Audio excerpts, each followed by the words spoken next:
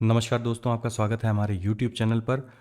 हम UP PCS 2024 को target करते हुए द हिंदू और इंडियन एक्सप्रेस की एडिटोरियल्स को डेली बेसिस पे डिस्कस करते हैं।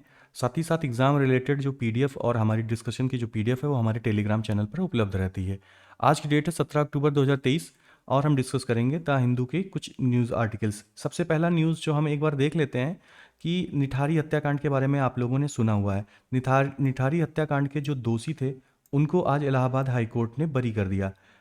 क्यों बरी कर दिया? सुप्रीम हाई कोर्ट ने बोला कि जो इस केस में इन्वेस्टिगेशन हुई थी वो इन्वेस्टिगेशन इतने कैजुअल तरीके से की गई, चाहे वो एविडेंस कलेक्शन की बात हो या फिर एक्यूज्ड के जो भी रिपोर्ट्स हैं उसको कलेक्ट करने की बात हो, उसको रिकॉर्ड करने की बात हो, या फिर कन्फेशन जो है रिकॉर्ड करने की बात हो। इन सारे केसेस में जो इन्वेस्टिगेटिव एजेंसी है उसने बहुत ही कैजुअल रोल प्ले किया। तो अब जहाँ भी हमारा GS2 में जुडिशरी से रिलेटेड या इन्वेस्टिगेटिव एजेंसी से रिलेटेड टॉपिक आएगा, वहाँ पर हम इस केस का रेफरेंस देकर ये बता सकते हैं कि किस तरीके से जो एक्यूज्ड पर्सन है वो लैक ऑफ एविडेंस और लैक ऑफ इन्वेस्टिगेटिव एजेंसी के रोल कि उन्होंने प्रोएक्टिवली काम नहीं किया, इसकी वजह से वो बच जाते हैं। उसके बाद में अगला एक एथिक्स से रिलेटेड मैं टॉपिक डिस्कस करना चाहूँगा, छोटा सा है। इसको आप अपने केस में किसी भी क्वेश्चन में यूज़ कर सकते हैं। इसमें क्या हुआ कि गुजरात के कुछ पुलिस ऑफिसर्स थे, उन लोगों ने कुछ पर्सन्स को जो है अरेस्ट किया और अरेस्ट करके उनको पूरे पब्लिक प्लेस पर एक पोल में बांधकर उनको पिटाई की उनकी। अब इस चीज़ का कॉग्निजेंस जो है हाई कोर्ट ने, गुजरात की हाई कोर्ट ने लिया और इनको पनिश किया। अब देखिए ये क्या है, ये मिस यूज़ ऑफ पावर है, ऑफ ऑफिस, क्योंकि एक पब्लिक ऑफिशियल होने के नाते इस तरीके से पब्लिक में आप अपने क्षेत्र से बाहर जाके काम नहीं कर सकते हैं। एक पुलिस का काम क्या होता है? पुलिस का काम होता है किसी चोर को पकड़ना और पकड़ के जज के सामने उसको प्रेजेंट कर देना। जज विल डिसाइड कि whether the person is guilty और नॉट, और फिर वो उस हिसाब से वो पनिशमेंट भी देगा। पुलिस का काम नहीं है पनिशमेंट देना, पुलिस का काम है सिर्फ पकड़ना। ठीक है? तो आप misuse of power, lack of accountability in the public sphere, ठीक है, by the public official, insensitiveness आप कह सकते हैं, ठीक। उसके बाद इररिस्पॉन्सिबल बिहेवियर। तो इस तरीके की चीज़ें आप अपने एथिक्स के पेपर में डाल सकते हैं। तो आइए अब हम आपने द हिंदू के एडिटोरियल्स को डिस्कस करते हैं। जो सबसे पहला आर्टिकल हमें डिस्कस करना है वो आर्टिफिशियल इंटेलिजेंस के लॉन्ग टर्म रिस्क से रिलेटेड है। लॉन्ग टर्म रिस्क कैसे? अब इस आर्टिकल में जो राइटर हैं वो कुछ ऐसी बातें करते हैं जो हम लोग मूवीज़ में देखते हैं, लगभग में वही फैंटेसीज़। लेकिन अब ये फैंटेसीज़ और ये जो फिक्शन वाली मूवीज़ हैं ये अब ट्रू होने वाली हैं। राइटर ये कहते हैं कि, और कई लोगों का सपोर्ट लेके बताते हैं कि जो आर्टिफिशियल इंटेलिजेंस आज की डेट में डेवलप हो रहा है वो किस तरीके से हार्म कर सकता है। वो एक मूवी का एग्जांपल देते हैं, एक्स मशीना, जिसमें वो बताते हैं कि कोई आर्टिफिशियल इंटेलिजेंस का रोबोट रहा होगा, वो पहले बना और फिर उसने जो है ह्यूमंस के बराबर की स्मार्टनेस हासिल की और क्रिटिकल थिंकिंग हासिल की, फिर उसने ह्यूमंस को ओवर पावर कर दिया। तो इस तरीके की मूवीज़ भी हम लोग देखते हैं, जैसे रजनीकांत की मूवीज़ आई थी रोबोट, ठीक। अब देखिए कोई भी अगर आर्टिफिशियल इंटेलिजेंस है तो उसके क्या क्या बेनिफिट्स हैं हमारी लाइफ में। सबसे पहले तो उसका बेनिफिट है कि वो 24/7 हमारे लिए काम कर सकता है। उसकी इफ़िशियंसी किसी भी ह्यूमन से बहुत ज़्यादा होगी, और इफ़िशियंसी के साथ साथ में क्वालिटी ऑफ वर्क किसी भी ह्यूमन से ज़्यादा होगा, क्योंकि नो चांस ऑफ एरर होगी मशीन में। वो कोई भी रिपीटेटिव टास्क बार बार कर सकता है, डिजिटल प्लेटफॉर्म पर लगातार काम कर सकता है। रिस्क टेकिंग एबिलिटी ज़्यादा होती है उसके अंदर। रिस्क टेकिंग एबिलिटी क्यों? क्योंकि ह्यूमंस जो हैं वो इमोशंस के साथ में काम करते हैं और इमोशंस को साइड में रखकर रोबोट काम कर सकते हैं।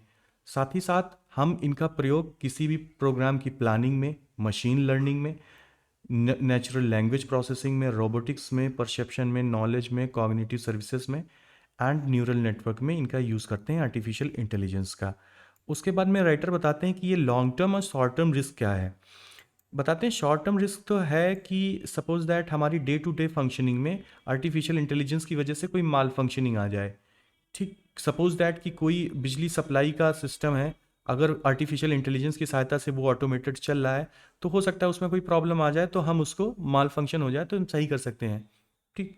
उसके अंदर ऑनलाइन अटैक हो सकते हैं, शॉर्ट टर्म रिस्क में, क्योंकि ऑनलाइन अटैक्स हम देख ही रहे हैं, चाहे वो हमारे फिनेंशियल थेफ्ट से रिलेटेड हो या आइडेंटिटी थेफ्ट से रिलेटेड हो, मीडिया, सोशल मीडिया में फॉल्स इंफॉर्मेशन फैलाने में भी कई सारे बॉट्स का यूज़ होता है। ठीक। उसके बाद में यूज़ ऑफ आर्म्ड वेपन में भी यूज़ हो सकते हैं आर्टिफिशियल न्यूक्लियर, जैसे आयरन डोम सिस्टम है, वो एक आर्टिफिशियल इंटेलिजेंस सिस्टम ही तो है इसराइल का, तभी तो जितनी भी बाहर से तुरंत आती हैं, हालांकि उस वो रिएक्ट करता है आने वाली किसी भी चीज़ पर, लेकिन है तो आर्टिफिशियल इंटेलिजेंस ही, वो तभी तो समझ पा रहा है, सेंस करके सेंसर लगे हुए हैं उसमें। लॉन्ग टर्म रिस्क में आता है कि किस तरीके से आर्टिफिशियल इंटेलिजेंस सोसाइटी को चेंज करने वाला है, सोसाइटी की वैल्यूज़ को चेंज करने वाला है। ठीक। अगर किसी भी एआई को एब्रप्टली डेवलप किया गया, जिस तरीके से आज की डेट में रेस लगी हुई है, तो उससे क्या क्या लॉसेस हो सकते हैं।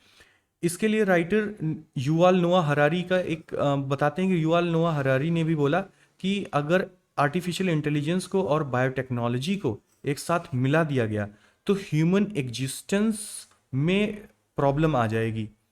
ठीक। ये बताते हैं कि किस तरीके से ह्यूमन के इमोशंस, थॉट्स और जो डिजायर्स होते हैं उनको मैनिपुलेट करने लगेगा ये आर्टिफिशियल इंटेलिजेंस। अब आप समझ रहे होंगे ना कि एआई को किस तरीके से हम बायोटेक्नोलॉजी के साथ मिला दें। एआई को आप एक ह्यूमन के बराबर उसका ब्रेन दे दीजिए, या फिर ह्यूमन के ब्रेन में कुछ ऐसा मशीन या चिप लगा दीजिए जिससे कोई दूसरी मशीन हो वो भी अपने आप को प्रोसेस करने लगे। तो इस चीज़ के, और युवाल नोआ हरारी को आप जानते होंगे इन बुक्स से, ये बुक्स बहुत ही फेमस हैं और बहुत ही अच्छे, और फिक्शन कह सकते हैं, फिक्शन राइटर भी हैं और रियल राइटर भी हैं। उसके साथ ही साथ जो सेंटर फॉर एआई सेफ्टी है, उसने भी तीन उसके जो 350 बंदे हैं उन्होंने भी बोला कि पोटेंशियल रिस्क है एआई की वजह से। तो आप इन दो चीज़ों को लिख सकते हैं कि हाँ, इन दो लोगों ने एआई की वजह से फ्यूचर में पोटेंशियल रिस्क हो सकती है, इस चीज़ को बताया हुआ है। अब कौन कौन सी रिस्क हो सकती हैं फ्यूचर में? देखिए, अगर एआई की वजह से, सबसे पहली बात तो अगर हम एआई के ऊपर, हमारा वाटर या इलेक्ट्रिसिटी सिस्टम डिपेंडेंट है हमारे ह्यूमंस का, और सपोज दैट कि एआई इसके साथ में कोई छेड़छाड़ कर दे और उसकी वजह से, या फिर वाटर का जो केमिकल कंपोजिशन है उसमें अल्टरेशन कर दे, तो जो ह्यूमनिटी का एग्जिस्टेंस है वही ख़त्म हो जाएगा। कहने का मतलब ये। अब evolution to human level AI कैसे होगा?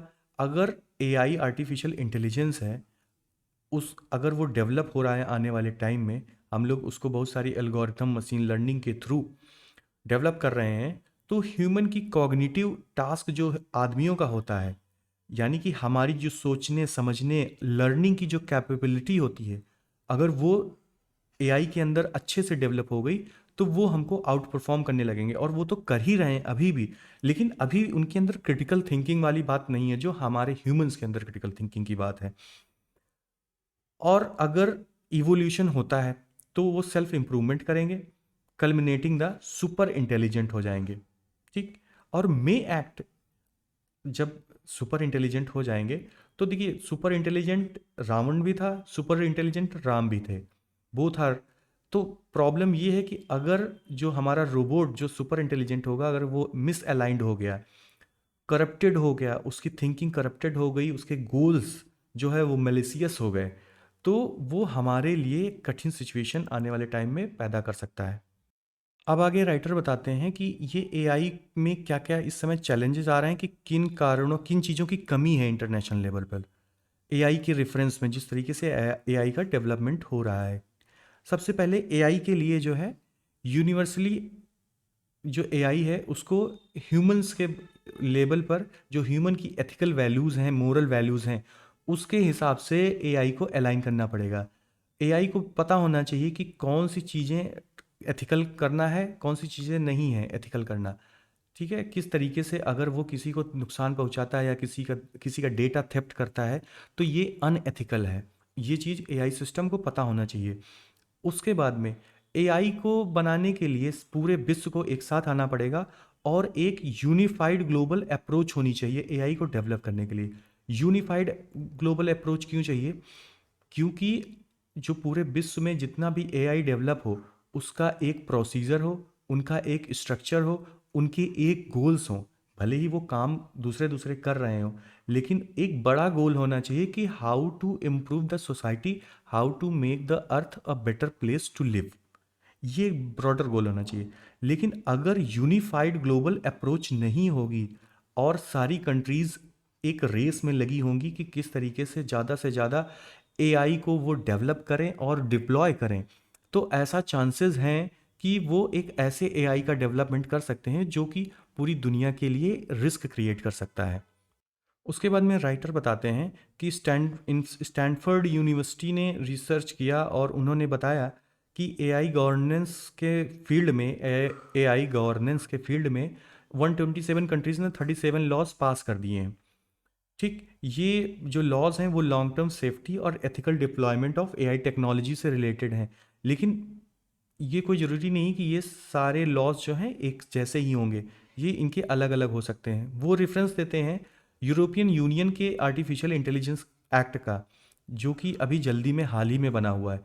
वो बताते हैं इस एक्ट के बारे में कि इस एक्ट की जो अप्रोच है वो रिस्क बेस्ड अप्रोच है और severity of risk to area of deployment.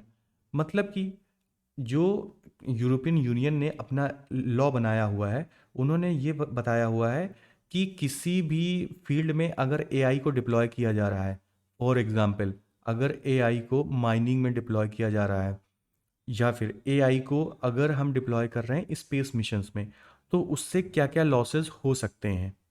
तो उस लॉस को कंसीडर करते हुए सारे एआईज अब डेवलप किए जाएंगे। तो इस तरीके की अप्रोच है यूरोपियन यूनियन एआई एक्ट की। तो इसको आप जब भी एआई के बारे में लॉ लेजिस्लेशन से रिलेटेड हो, आप ये बता सकते हैं कि रिस्क बेस्ड अप्रोच होनी चाहिए और रिस्क एनालिसिस होना चाहिए जिस फील्ड में एआई को डिप्लॉय किया जा रहा है। उसके बाद में तीसरी चीज़ यहाँ पे आ जाती है कि absence of collaboration and cohesiveness in at international level. तो इसमें यही बताया जाता है कि फॉर जो अभी हमने ऊपर डिस्कस किया वही बात है कि फॉर एग्जांपल चाइना का एग्जांपल लिया जाता है कि फॉर एग्जांपल चाइना है, उसने कोई भी ऐसा रेगुलेशन नहीं इनेक्ट किया है और एआई को वो लगातार डेवलप करता जा रहा है, एडवांसमेंट करता जा रहा है एआई में।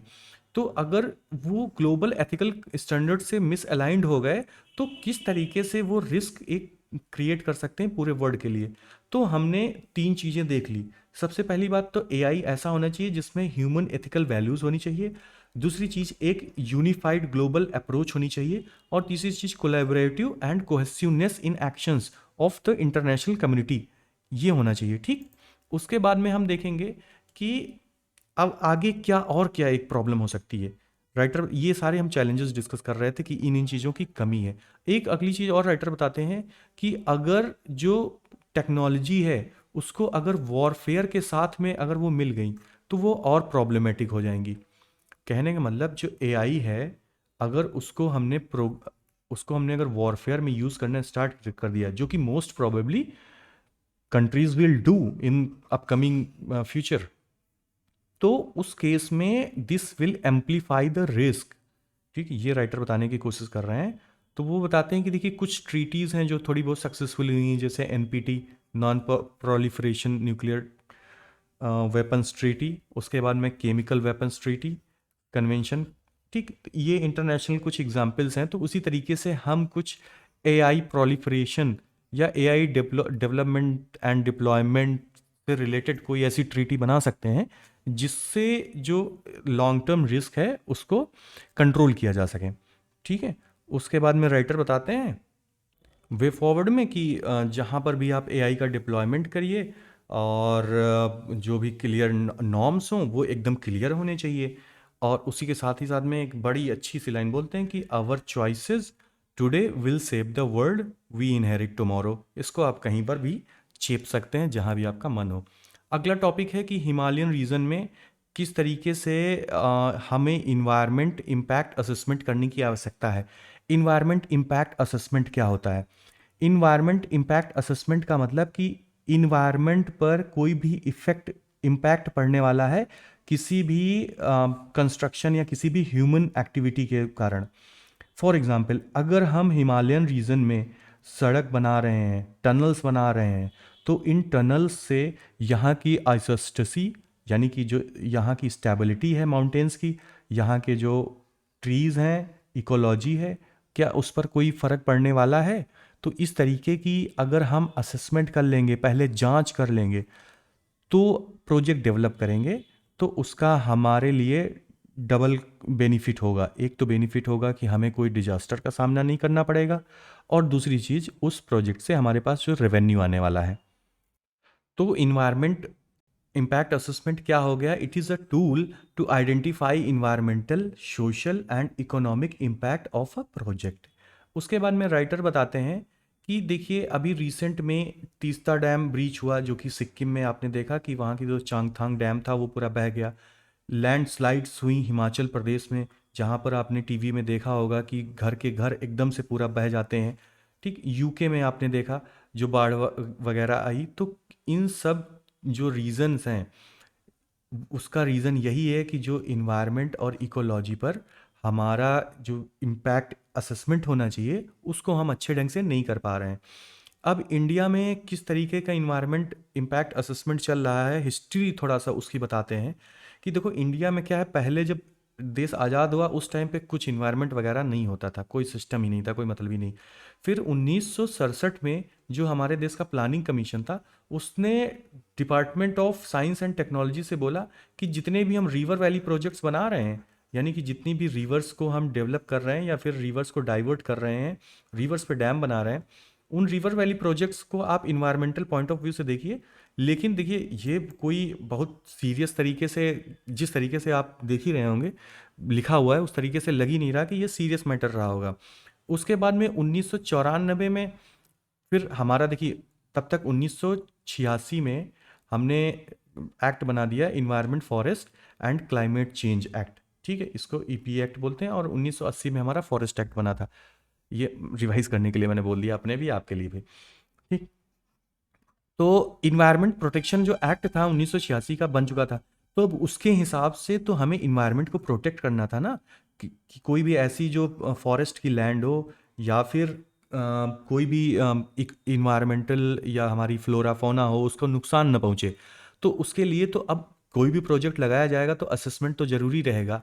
तो उसके लिए 1994 में एक इन्वायरमेंट क्लियरेशन को मैंडेटरी कर दिया गया अंडर दिस एक्ट। ठीक, तो 1994 में हमने इन्वायरमेंट क्लियरेशन को मैंडेटरी किया under the environment impact assessment. पहले इन्वायरमेंट इम्पैक्ट असेसमेंट करेंगे, फिर क्लियरेंस दे देंगे उसको। फिर 2006 में एक प्रॉपर नोटिफिकेशन निकाला गया, और उस प्रॉपर नोटिफिकेशन के जरिए जो इन्वायरमेंट क्लियरेंस की जो पावर्स थी, उसको डिसेंट्रलाइज कर दिया गया। यानी उसको स्टेट्स को वो पावर दे दी गई थोड़ी सी, और बाकी पावर सेंट्रल के पास में रही। कुछ एक्ट्स हैं जिनके थ्रू सेंट्रल लेता है, और कुछ एक्ट्स हैं, जैसे फॉर एग्जांपल जो फॉरेस्ट एक्ट है उसके अंतर्गत सेंट्रल देगा। जो ग्रीन ट्राइब्यूनल्स की बात होगी उसके अंतर्गत सेंट्रल देगा। जो एयर एक्ट है, air prevention of pollution act और water prevention of pollution act, जो दोनों एक्ट हैं, इसके अंतर्गत स्टेट अथॉरिटी देता है कि किसी भी प्रोजेक्ट की इन्वायरमेंट इम्पैक्ट असेसमेंट करने के लिए। ठीक, अब देखिए, ये तो बात हो गई 2006 की।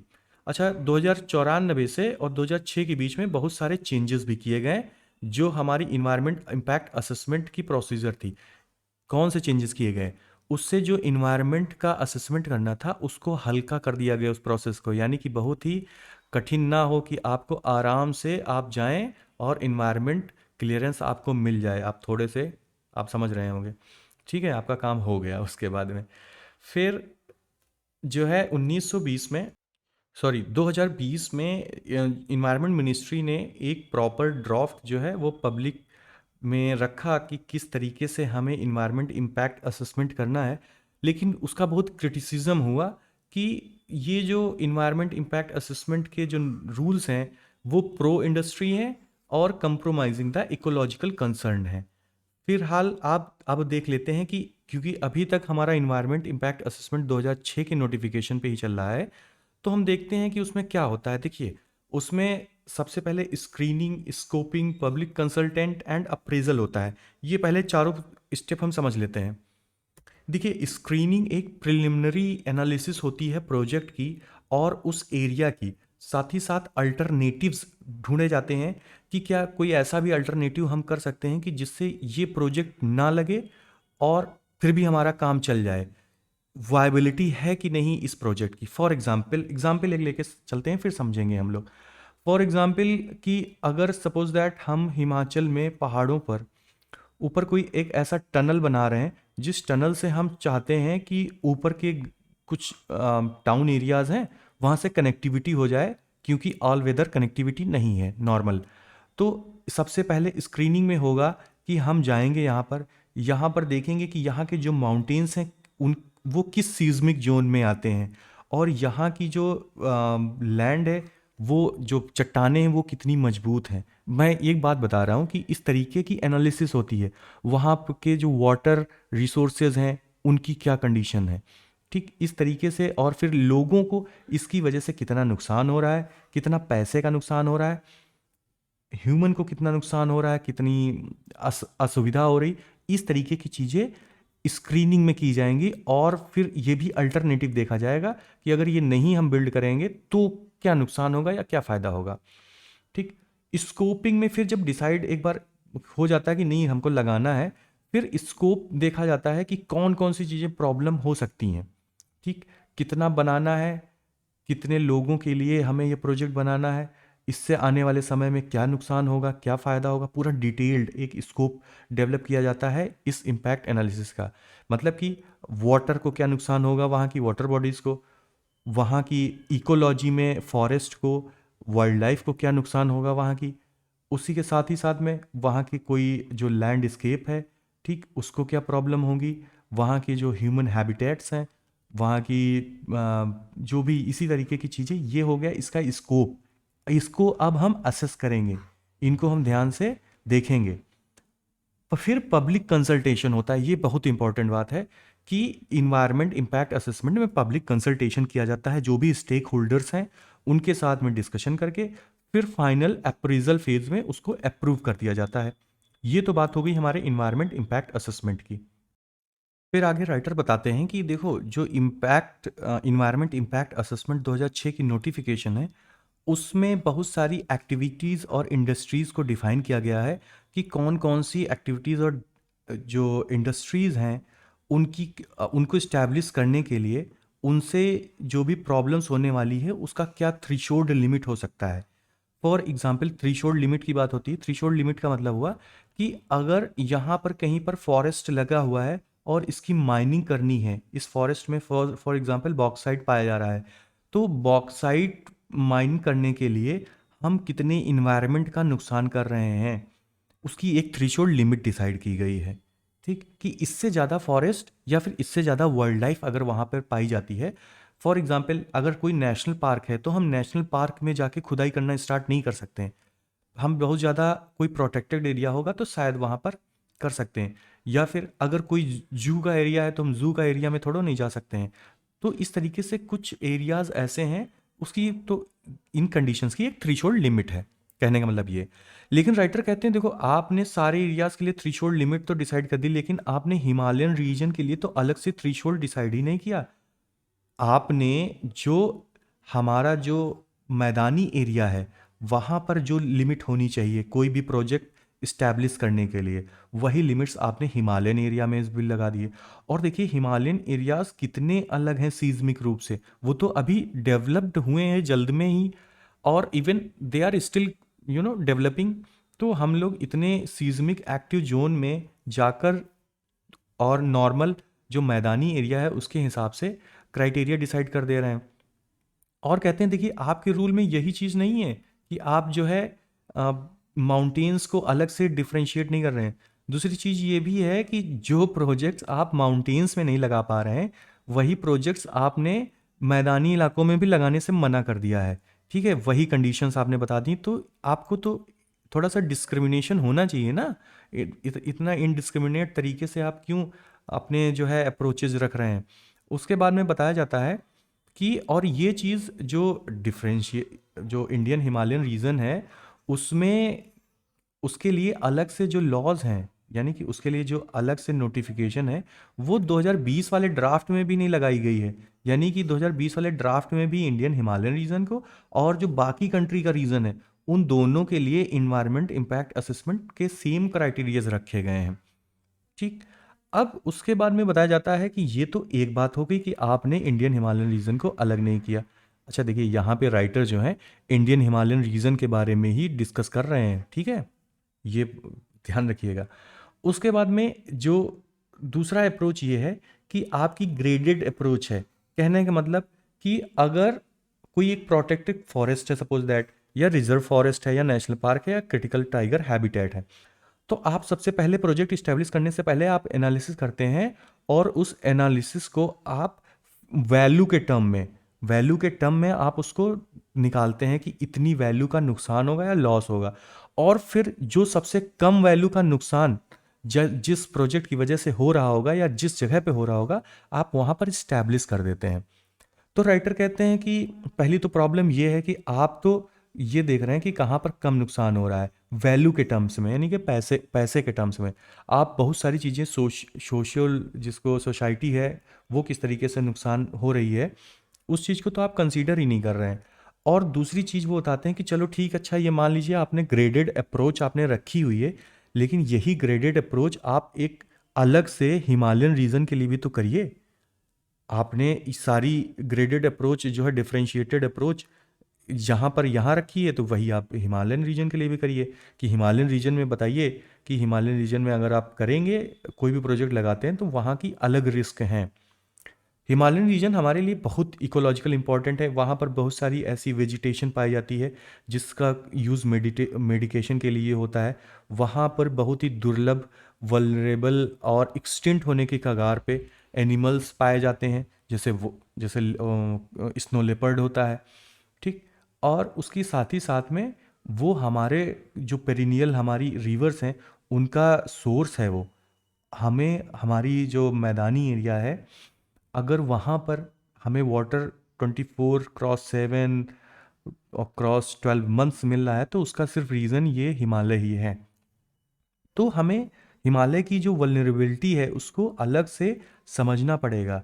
और देखिए, क्योंकि जिस तरीके के फ्लड्स और एक्सट्रीम वेदर कंडीशंस हिमालय में हो रही हैं और उसके बाद में अब क्लाइमेट चेंज का इफेक्ट हिमालय के ऊपर हो गया है, तो एक एक दूसरी लेयर, देखिए पहले ही ऑलरेडी हिमालय जो है वल्नरेबल थे कि कोई भी फ्लड आई, कोई भी लैंडस्लाइड हुई, तुरंत हिमालय के जितने भी यहाँ पर बसे हुए घर हैं वो तो तुरंत बह जाएंगे। लेकिन उसके ऊपर से आपका क्लाइमेट चेंज भी आ गया। अब क्लाइमेट चेंज हो रहा है तो पता चला एक्सट्रीम वेदर कंडीशंस हो जा रही हैं, तो और लोगों के लिए कंडीशंस हो जा रही हैं। तो इन सारी चीज़ों को ध्यान में रखते हुए आपको ऑलरेडी इम्पैक्ट असेसमेंट जो है वो ठीक से करना पड़ेगा, हिमालय का अलग से करना पड़ेगा। उसके बाद में राइटर बोलते हैं कि देखिए आप इसमें चैलेंजेस क्या क्या हैं। चैलेंजेस ये हैं कि बताते हैं कि देखो सबसे पहले तो नेशनल लेवल पर कोई रेगुलेटर नहीं है कि अगर इन्वायरमेंट इम्पैक्ट असेसमेंट ठीक से नहीं हो पा रहा है या फिर डिफरेंशिएटेड अप्रोच नहीं है अकॉर्डिंग टू डिफरेंशिएटेड लैंडस्केप्स, तो इसके लिए कौन जिम्मेदार होगा, इसका कोई रेगुलेटर नहीं है। सुप्रीम कोर्ट ने इन Lafarge Umiam mining case and TN Godavarman Thirumulpad versus Union of India case में, तो आप इतना याद रखिए, लेफ्रेंज उमियम माइनिंग केस, ठीक है, लेफ्रेज उमियम माइनिंग केस में सुप्रीम कोर्ट ने कहा कि अगर इंडिपेंडेंट, ऑब्जेक्टिव और ट्रांसपेरेंट अप्रेजल और अप्रूवल प्रोजेक्ट्स का होना चाहिए फॉर इन्वायरमेंट क्लियरेंस, ठीक, ये इसी मतलब इन्वायरमेंट क्लियरेंस के लिए इंडिपेंडेंट, ऑब्जेक्टिव और ट्रांसपेरेंट तरीके से होना चाहिए। और साथ ही साथ जब आप इसको क्लियर कर दें एक बार किसी प्रोजेक्ट को, तो आप स्ट्रिक्टली उसके इम्प्लीमेंटेशन को मॉनिटर करिए कि जो सेड क्राइटेरियाज हैं कि जितना प्रोजेक्ट क्लियरेंस के टाइम पर आपको ज़मीन दी गई, या सपोज दैट कि 4 मंजिल की बिल्डिंग बनाने को कहा गया तो आप 10 मंजिल की बिल्डिंग नहीं बनाइए। जिस तरीके से बिल्डिंगें तोड़ी गई थी अभी जल्दी में, तो वो एक अच्छा एग्जाम्पल था कि प्रोग्राम जब इम्प्लीमेंटेशन हो रहा था तो उसको मॉनिटर नहीं किया गया, ठीक।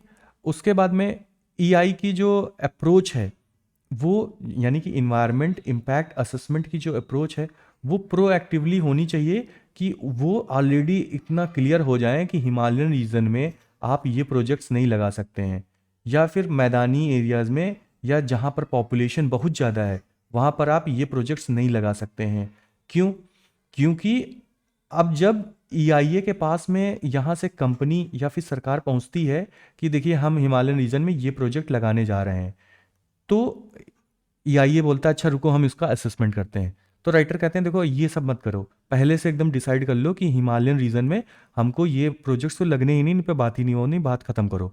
ठीक। उसके बाद बताते हैं देखो ईआईए का क्या है ना, नोटिफिकेशन सिस्टम कि सिर्फ बॉक्स टिकिंग वाला है कि हाँ अच्छा पानी पे कोई नुकसान नहीं हो रहा है, अच्छा ज़मीन पे कोई नुकसान नहीं हो रहा है, लोगों का कोई नुकसान नहीं हो रहा है, ठीक, जानवरों को कोई नुकसान नहीं हो रहा है, पेड़ों को कोई नुकसान नहीं हो रहा है, बस हाँ ठीक ओके क्लियरेंस डन। ठीक, वो बताते हैं इस तरीके की बॉक्स टिकिंग अप्रोच है इन लोगों की। ठीक है, और साथ ही साथ ये जो प्रोजेक्ट की वो कर रहे हैं इवोल्यूशन असेसमेंट कर रहे हैं, वो एज अ इंडिविजुअल प्रोजेक्ट कर रहे हैं। अब हिमालयन रीजन में यहाँ पर कितने सारे थर्मल पावर प्लांट्स चल रहे होंगे, कितने सारे ब्रिजेस हैं, कितनी सारी इंडस्ट्रीज लगी हुई हैं, पर्यटन के लिए कितने सारे बड़े बड़े होटल्स बने हुए हैं। तो आप आपके पास आज की डेट में एक सपोज दैट एक होटल बनाने वाला बंदा पहुंच गया कि हमको यहाँ पर होटल कंस्ट्रक्ट करना है, ठीक, 5 स्टार। अब जो इन्वायरमेंट इम्पैक्ट असेसमेंट की टीम है वो सिर्फ उस होटल के बारे में देख लेगी, लेकिन वो कहते हैं कि क्यूमुलेटिव असेसमेंट करिए ना, आप एक सिंगल असेसमेंट क्यों कर रहे हैं।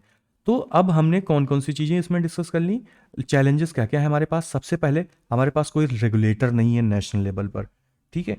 उसके बाद में रेगुलेटर ना होने की वजह से जो है रेगुलेटर नहीं है पहली बात। दूसरी चीज़ क्यूमुलेटिव असेसमेंट होना चाहिए, किसी भी प्रोजेक्ट का क्यूमुलेटिव मतलब सारे प्रोजेक्ट्स का असेसमेंट होना चाहिए। दूसरी चीज़ ईआईए की प्रोएक्टिव अप्रोच होनी चाहिए, यानी कि पहले से पता होना चाहिए कि कौन से प्रोजेक्ट लगेंगे कौन से प्रोजेक्ट नहीं लगेंगे, यानी कि react to development project rather than anticipate them. तो एंटीसिपेट करिए कि कौन कौन से प्रोजेक्ट और बॉक्स टिकिंग अप्रोच को छोड़ना चाहिए। ये 4 चीज़ें हमने इस स्लाइड में डिस्कस कर ली। वे फॉरवर्ड में अब आप बताइए वे फॉरवर्ड में क्या होना चाहिए। वे फॉरवर्ड मैंने इसीलिए खाली छोड़ दिया कि वे फॉरवर्ड में आप बताएंगे क्या होना चाहिए।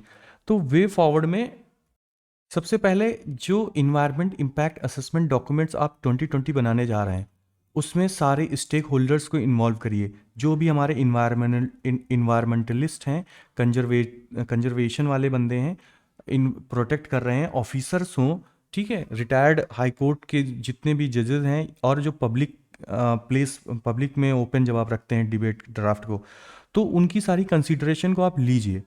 दूसरी चीज़ इंडियन हिमालयन रीजन हो गया, ठीक, वेस्टर्न घाट, ईस्टर्न घाट और जो गंगेटिक प्लेन है, इन सारे और जो प्लेट्यू एरियाज़ हैं हमारा, तो इन सभी रीजन्स के लिए, जियोग्राफिकल रीजन के लिए, अलग अलग रीजन के लिए आपकी इन्वायरमेंट इम्पैक्ट असेसमेंट अलग अलग होना चाहिए, डिफरेंशिएटेड होना चाहिए। ये नहीं कि आप सारे जो है एक ही जैसे कर दें। उसके बाद में आपके पास में एक रेगुलेटरी बॉडी हो जो मॉनिटर करे, जो सैंक्शन तो कर दिया उसके बाद में मॉनिटर भी करती रहे, और अगर कोई भी लूपहोल्स आ रहे हैं इन्वायरमेंट इम्पैक्ट असेसमेंट में तो उसको भी चेंज करें। और आपकी अप्रोच जो है वो प्रोएक्टिव होनी चाहिए, आपको पहले से पता होना चाहिए कि आपको कौन से प्रोजेक्ट कहाँ पे इस्टेब्लिश करवाने हैं। तो ये सारे हम पॉइंट्स वे फॉरवर्ड में लिख सकते हैं। ये एक जो है मैंने थोड़े से जो इन्वायरमेंट रिलेटेड एक्ट्स हैं उनको आप देख लीजिएगा कि इन्वायरमेंट एक्ट, ये तो असेसमेंट वाली बात हो गई जो 2006 की। उसके बाद वाटर प्रिवेंशन एक्ट, ये 1974 का है। इसके द्वारा कि किसी भी इंडस्ट्री को या इस्टेब्लिशमेंट को कंसेंट ऑब्टेन करने के लिए स्टेट पोल्यूशन कंट्रोल बोर्ड से जो है वो कंसेंट लेनी पड़ती है, ठीक है, प्रोजेक्ट्स। उसके बाद the air prevention of control and pollution act 1981। देखिए यूपी पीसीएस के एग्जाम में ये डायरेक्ट जो है यहाँ पे एक्ट लिखा होगा और इसके सामने इसका ईयर लिखा होगा, तो ये आपको ईयर पता होना चाहिए, ठीक है। 1981 में इसमें भी स्टेट पोल्यूशन कंट्रोल बोर्ड से किसी भी प्रोजेक्ट को लगाने के, इंडस्ट्री लगाने के लिए कंसेंट चाहिए होती है। उसके बाद द फॉरेस्ट 1980 एक्ट, ये प्रोहिबिट करता है कि जो फॉरेस्ट लैंड है उसको किसी नॉन फॉरेस्ट्री पर्पस के लिए क्लियरेंस ना दिया जाए। उसके नेशनल ग्रीन ट्राइब्यूनल 2010, इसके लिए क्या है कि ये जो है जितने भी इन्वायरमेंट रिलेटेड केसेस होती हैं उनको सुनती है। उसके बाद में कोस्टल रेगुलेशन जोन नोटिफिकेशन 2011, ये कोस्टल जोन रेगुलेशन के लिए है कि कोस्टल जोन में अगर कोई माइनिंग हो रही है, उसका इन्वायरमेंट पे फ़र्क पड़ रहा है, तो उसके लिए आपको मिनिस्ट्री ऑफ इन्वायरमेंट और फॉरेस्ट क्लाइमेट चेंज से आपको लेनी पड़ेगी सैंक्शन, ठीक है। तो ये तो बात हो गई। अगली एक केस स्टडी है। देखिए, वेस्ट मैनेजमेंट आज के टाइम में सबसे बड़ी प्रॉब्लम है, आपको पता है। अब जैसे एक बेंगलुरु का एग्जाम्पल लिया जाता है, बताते हैं कि देखो बेंगलुरु में लगभग में 5 लाख टन जो है पर डे वहाँ पर वेस्ट निकलता है, ठीक। 5,000 टन बहुत ज़्यादा हो गया, 5,000 टन पर डे वहाँ पर वेस्ट निकलता है, ठीक। इस वेस्ट में से सिर्फ 2,000 टन का जो वेस्ट है वो वहाँ की वेस्ट प्रोसेसिंग यूनिट में प्रोसेस हो पाता है, जहाँ से इस वेस्ट से ये लोग कंपोस्ट खाद बनाते हैं, ठीक है। कंपोस्ट बनाते हैं, खाद बनाते हैं, उसको प्रोसेस करते हैं। तो लेकिन अब बता रहे हैं कि आने वाले टाइम में 6,000 टन तक वेस्ट पर डे निकलने की चांसेस हैं, ठीक। अब देखो, सबसे अच्छी चीज़ तो बेंगलुरु म्यूनिसपैलिटी की ये है कि ये सबसे पहले एंटिसिपेट कर रहे हैं कि यहाँ पर वेस्ट का जो प्रोडक्शन है वो ज़्यादा होने वाला है, और जो हमारी यूनिट ये शहर के भीतर लगी हुई है बेंगलुरु में, अब ये एकोमोडेट नहीं कर पाएगी इस एक्स्ट्रा जनरेटेड वेस्ट को। साथ ही साथ ऑलरेडी हमारा जो 3,000 टन जो वेस्ट बच रहा है वो तो लैंडफिल्स में जा ही रहा है ना, वो तो वाटर बॉडीज़ में जा रहा है, लैंडफिल्स में जा रहा है। तो अब हमें ज़रूरी है कि हम बेंगलुरु एरिया से बाहर जाके कहीं लैंड लें 1,000 एकड़ की, और वहाँ पर जो वेस्ट प्रोसेसिंग यूनिट को इस्टेब्लिश करें। अब इसमें प्रॉब्लम्स क्या क्या हैं? प्रॉब्लम्स ये हैं कि जो भी वेस्ट प्रोसेसिंग यूनिट होती है वहाँ पर बदबू बहुत आती है, और वहाँ का जो पानी होता है वो लेसेटे उसको बोलते हैं, जो रिस कर बाहर निकलता है। ये स्पेलिंग आप देख लीजिए, ये यहाँ पर लेसेटे, लेचेट भी बोल रहे थे, फिलहाल इसको मैंने पहली बार सुना है यहाँ पे। तो लेचेट ये होता है लीकेज ऑफ वाटर, ठीक है, कि जो वेस्ट है उसमें से वाटर भी निकल कर, देखिए वो ज़मीन में भी जा सकता है, या फिर हमारे ड्रिंकिंग वाटर के सोर्स के पास में है तो उसमें कहीं मिल सकता है। तो ये दो प्रॉब्लम्स होती हैं। इन दोनों प्रॉब्लम्स को सॉल्व करने के लिए राइटर क्या बताते हैं कि देखो क्या किया जाए, कि जो बदबू के लिए, बदबू सिर्फ इस वजह से होती है क्योंकि वहाँ पर जो भी कंपोस्ट बनाने वाली ये वेस्ट प्रोसेसिंग यूनिट्स हैं, इनमें मॉइस्चर कंटेंट यहाँ पर बहुत ज़्यादा होता है, क्योंकि लगातार इस वेस्ट को जो है गीला रखना पड़ता है, मॉइस्चर करना पड़ता है। तो वो बोलते हैं कि एक काम किया जा सकता है कि हमें बहुत ही हाई इफ़िशिएंसी जो है टर्निंग वाली मशीनें लानी चाहिए, यानी कि इस वेस्ट को जिससे बार बार टर्न किया जा सके, ठीक है, तुरंत वहीं पर। तो इससे जो है इनमें बदबू कम आएगी, या फिर जो गैस होगी वो एक साथ में रुक नहीं पाएगी ना, अगर सड़ भी रही हैं चीज़ें और गैस वहाँ पे इकट्ठा हो रही है सड़ने की वजह से। अगर हम वो टर्निंग, इसको बोलते हैं हाई कैपेसिटी लेन टर्निंग, ये यहाँ पे देखिए, ये हाई कैपेसिटी लेन टर्नर्स होते हैं या विंडरोवर टर्निंग इक्विपमेंट्स होते हैं। ये बड़े बड़े टर्नर्स होते हैं, लेन टर्नर्स। ये जैसे यहाँ पर बहुत सारा वेस्ट इस तरीके से लाइन में पड़ा हुआ है, और इस वेस्ट को कंपोस्ट बनाने के लिए मॉइस्चर दिया जा रहा है।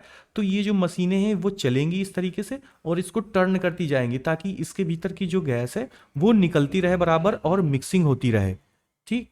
तो इस राइटर बताते हैं कि आप ये बदबू की प्रॉब्लम को इस तरीके से टैकल कर सकते हैं। दूसरी चीज़ वो बताते हैं कि और एक काम करिए कि जो वेस्ट बाहर पड़ा हुआ है, ठीक है, उसको भी आप जल्दी जल्दी टर्न करते रहिए, ठीक। जल्दी जल्दी turn in the sense frequently आप उसकी साइड को चेंज करते रहिए, यानी कि वो एक साइड का ही ना पड़ा रहे, क्योंकि एक साइड का पड़ा रहेगा तो वो जल्दी ज़्यादा सड़ेगा, और साथ ही साथ में उसमें जो है स्मेल भी ज़्यादा आएगी, ठीक, क्योंकि स्मेल रुकी रहेगी ना उस जगह पे सड़ने की वजह से। फॉर एग्जाम्पल, अगर यहाँ पर कोई चीज़ पड़ी हुई है और वो ऐसे ही पड़ी हुई है, तो वो सड़ेगी तो उसकी जो बदबू है वो एक जगह पे इकट्ठा होगी, और फिर जब उसको कभी मौका मिलेगा तो वो ज़्यादा एकदम से निकलेगी। लेकिन अगर आप इसको टर्न करते रहेंगे तो धीरे धीरे डिके होता रहेगा। तो एक तो तरीका ये हो गया बदबू को सॉल्व करने का। दूसरा, ये जो पानी वाला है वो बोलते हैं इसको भैया आप ट्रीट करिए, ठीक, इस वाटर को आप ट्रीट करके ही छोड़िए। अब देखिए आगे क्या बताया जाता है कि जो लोग हैं जहाँ पर आप इस्टेब्लिश करेंगे वो तो ये प्रॉब्लम्स करेंगे कि आपको ज़मीन लेने नहीं देंगे। तो आप एक काम करिए कि आप जो है गवर्नमेंट की जो लैंड हो उसको ले लीजिए। लेकिन वो बोलते हैं देखो इसमें भी प्रॉब्लम्स हैं, क्योंकि हो सकता है कि ये लैंड यूजेस एग्रीकल्चर के लिए हो या किसी बिल्डिंग के लिए, और या आप यहाँ पर वेस्ट मैनेजमेंट इंडस्ट्री या प्रोजेक्ट लगाने जा रहे हैं, तो उसके लिए आपको लैंड चेंज के लिए भी आपको पहले जो है गवर्नमेंट से परमिशन लेनी पड़ेगी या कोर्ट से परमिशन लेनी पड़ेगी, अगर कोर्ट में कोई चला गया। साथ ही साथ वो राइटर ये भी बताते हैं कि चलो ठीक है, एक काम करिए कि आप एक अनाउंसमेंट कर दीजिए कि जो लोग यहाँ पर लोकल के हैं, उनको आप जब भी आपका ये तैयार हो जाएगा, आ, आपका वेस्ट मैनेजमेंट सिस्टम, तो आप इसमें से फ्री खाद जो है, फ्री फर्टिलाइजर्स इनको प्रोवाइड करेंगे। तो देखिए उससे क्या होगा कि चूंकि ये कंपोस्ट खाद नेचुरल सब्सटेंसेस के डिके होने से बनी है, तो ये तो नेचुरल फर्टिलाइजर है ना। तो अगर आप इसको फार्मर्स को देंगे तो पहली बात तो फार्मर्स का ट्रस्ट बिल्ड होगा कि अच्छा चलो ठीक है, इस्टेब्लिश है, हमको फ्री में तो खाद भी मिल रही, तो चलो इनको इस्टेब्लिश होने देते हैं। दूसरी चीज़, अब भी आपको पता है पीएम प्रणाम स्कीम चल रही है, जिसके अंतर्गत हमें जो केमिकल फर्टिलाइजर्स हैं उनके प्रोडक्शन को कम करना है। हमारी यूपी गवर्नमेंट ने भी इसके खिलाफ अभियान, इसके फेवर में अभियान स्टार्ट कर दिया है। तो आप केमिकल फर्टिलाइजर को भी कहीं ना कहीं डिस्करेज कर रहे हो और नेचुरल फर्टिलाइजर्स को, ऑर्गेनिक फर्टिलाइजर्स को इनकरेज कर रहे हो। उसके बाद में राइडर बताते हैं, चलो ये तो बात हो गई कि यहाँ जो नया खुला है, ये बता रही हैं अब ये सिटी वाले का क्या करेंगे जो सिटी के अंदर अभी चल रहा है। तो बता रहे हैं सिटी के अंदर एक काम काम करिए कि जितना भी जो ड्राई वेस्ट आ रहा है उसको सेग्रीगेट करवाइए यहीं पर, इस यूनिट को, इसको वेस्ट मत होने दीजिए इस यूनिट को। इस सेग्रीगेट होने से चूंकि यहाँ पे स्मेल की प्रॉब्लम नहीं होगी और ये जो लेशेटे की प्रॉब्लम है, ठीक है, इसकी भी प्रॉब्लम नहीं होगी ड्राई वेस्ट में। और साथ ही साथ कम से कम 50 लोगों को तो काम भी मिल जाएगा, क्योंकि वो जो है डिफरेंट टाइप ऑफ, जैसे कोई पॉलीथीन है, कागज है, मिट्टी का कोई है घड़ा, ठीक है, कोई प्लास्टिक की बोतल है, कोई सीनरी है, तो इस तरीके की चीज़ें अलग अलग लोग सेग्रीगेट करेंगे तो उनको जॉब भी मिल जाएगी। ठीक है, लेकिन वो यही सारी चीज़ें इसमें राइटर बताई जाती है। तो देखिए एक चीज़ और होगी, अगर ये यहाँ पर आप दूर सिटी से इस्टेब्लिश करेंगे तो आपको यहाँ से जो है नया मनी तो आपको लगेगा लगेगा, साथ ही साथ आपका ट्रांसपोर्टेशन कॉस्ट भी लगेगा। तो ये चैलेंजेस हैं कई सारे नया सेटअप करने में। कौन कौन से चैलेंजेस हैं अभी हमने डिस्कस किए हैं। पहला चैलेंज ये है, क्या हो गया इसको, चैलेंज, पहला चैलेंज क्या है, पहला चैलेंज है कि नई लैंड को एक्वायर करना। ठीक, उसके बाद में इंडस्ट्री रिलेटेड जो प्रॉब्लम्स है लाइक ओडोर की और लेशेटे की, लीकेज ऑफ वाटर की। ठीक, उसके बाद में हमने मनी, और फिर यहाँ से चूंकि सिटी से दूर रहेगा तो वेस्ट को ट्रांसपोर्ट करने के लिए ट्रांसपोर्टेशन जो कॉस्ट लगेगी। ठीक, तो अब इसके लेकिन बेनिफिट्स क्या क्या होंगे, बेनिफिट्स होंगे हमने वही बताया कि हम जो है पहली बात तो ज़्यादा से ज़्यादा वेस्ट को जो है प्रोसेस कर पाएंगे, हमारे फार्मर्स को हम कंपोस्ट ज़्यादा से ज़्यादा प्रोवाइड कर पाएंगे, वाटर ट्रीटमेंट करके जो है हम लोग छोड़ेंगे। ठीक, तो इस तरीके की हमारी बेनिफिट्स हो गए। तो ये बात हो गई।